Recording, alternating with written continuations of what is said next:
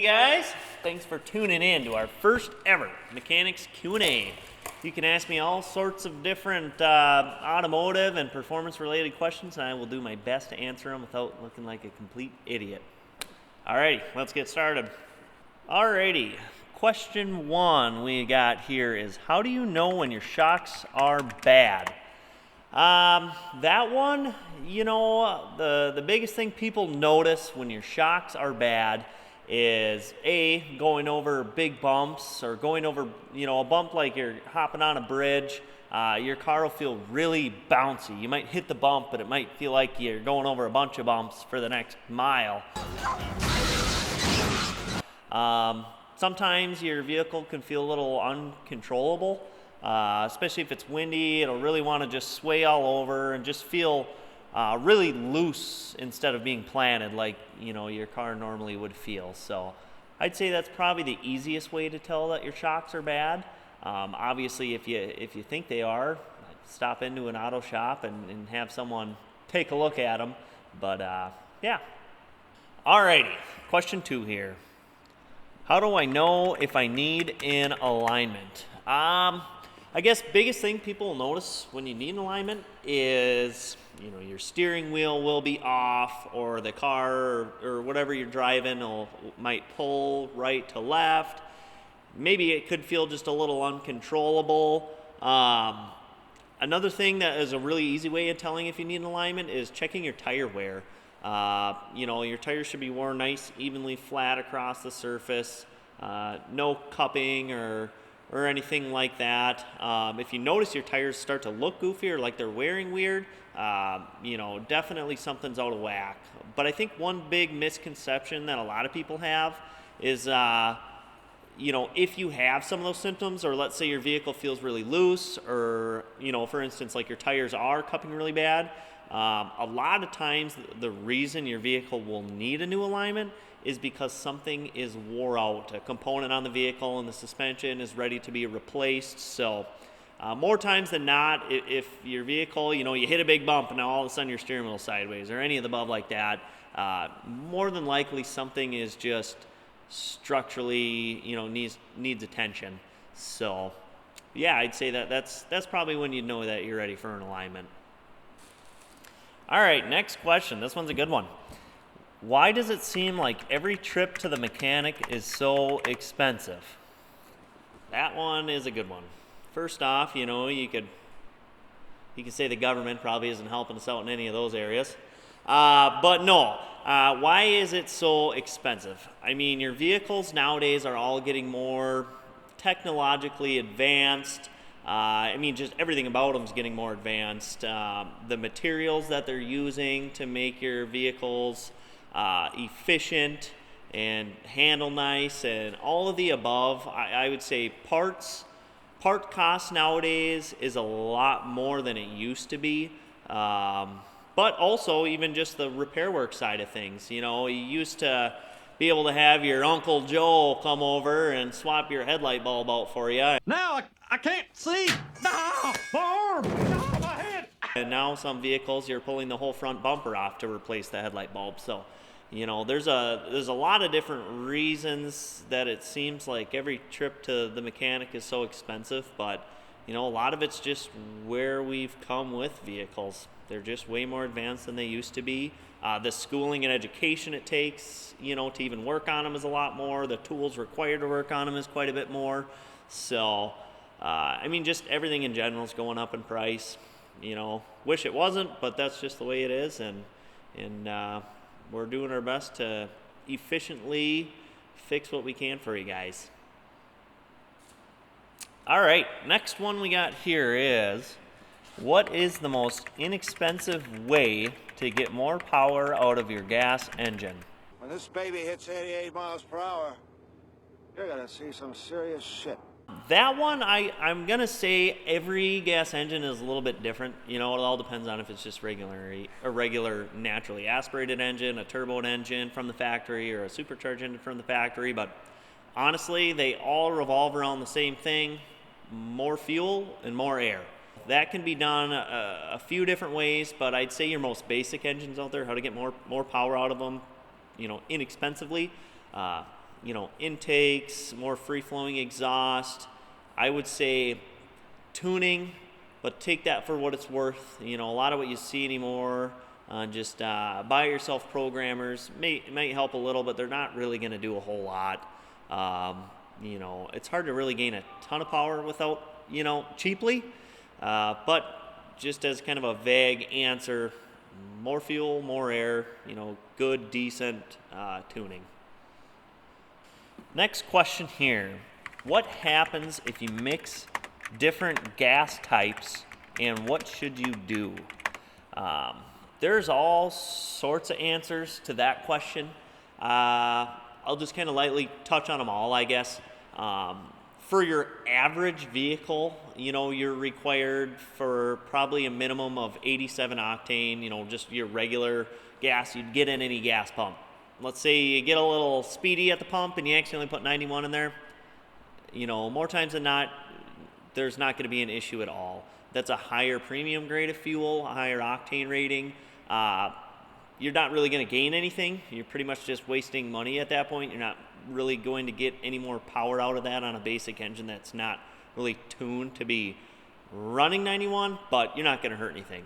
Now, vice versa, if you have a car, a lot of your high-strung, like turbocharged car or foreign cars that require 91 octane, if you put an 87 octane fuel in there, it really depends on how much you put in there, but the safest thing to do would probably just be to call your nearest mechanic and just double check with them on, what vehicle it is, how much you put in there. But, let's say you're in the middle of nowhere and you accidentally put 87 in your Porsche. Just really, it's not going to have any effect as long as you aren't, revving the engine really high or getting it up high in power. That's when your high octane is really required. Drive it slow, drive it decent, get it to your nearest, the next gas station that might have premium, or try to retop it off with premium after you realized you were pumping 87 in it. There's sensors on the engines nowadays that will be able to tell if there's anything bad happening, from running the 87 octane in there, like pre-det, all of the above, and the computer will compensate for that. You really shouldn't do any structural damage unless you're really out ripping on it with the wrong fuel in it. Mixing fuel types as far as maybe ethanol. So some of your fuel stations have E85. Only your flex fuel vehicles are capable of running on ethanol.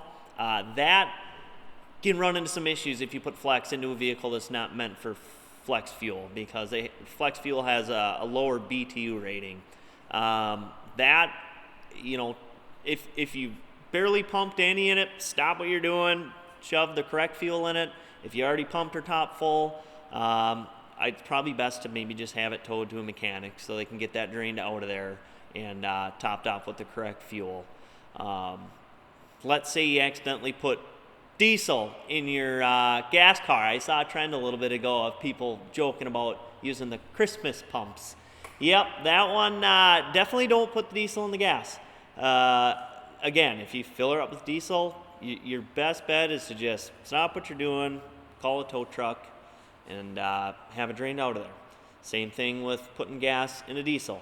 Problem with your modern diesel fuel systems is they're super finicky. So you're putting anything in there that's not supposed to be in there can be absolutely catastrophic when you put gas in the modern day diesel engines.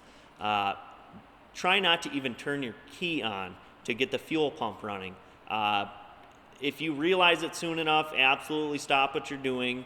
Call someone that's competent in that area that can disable the fuel pump to where you can get it on a flatbed into a repair facility so they can drain it out, or it will cost you a lot of headaches. So that's probably a pretty good vague touch on all those routes there.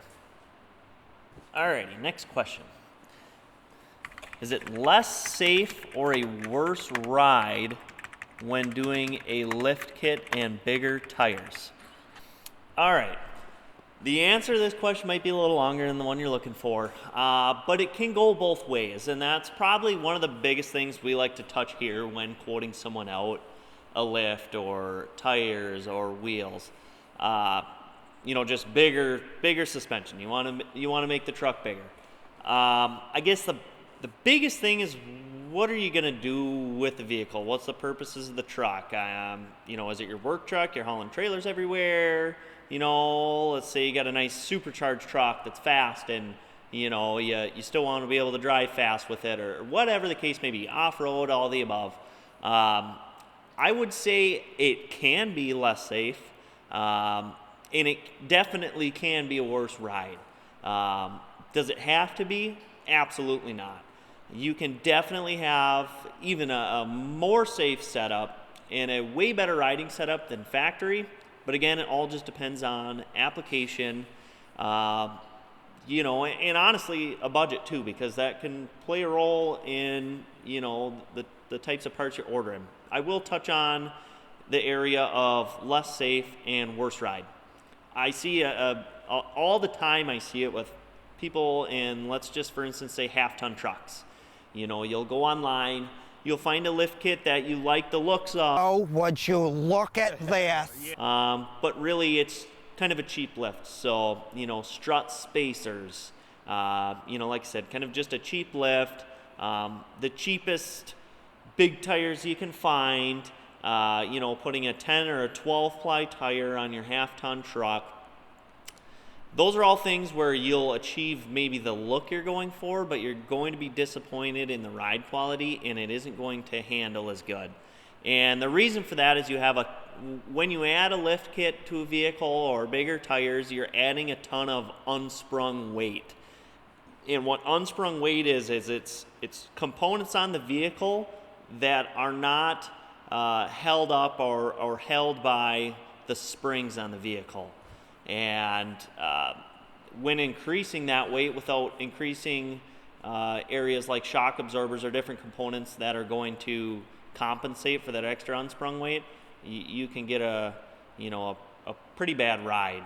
Using strut spacers on your factory struts when doing a 6-inch lift and having 35-inch 10-ply tires on your truck, those shock absorbers were never valved to be run like that. They're not going to handle very well over bumps, corners, the whole nine. Same thing with having a 10 or a 12 ply tire on your truck.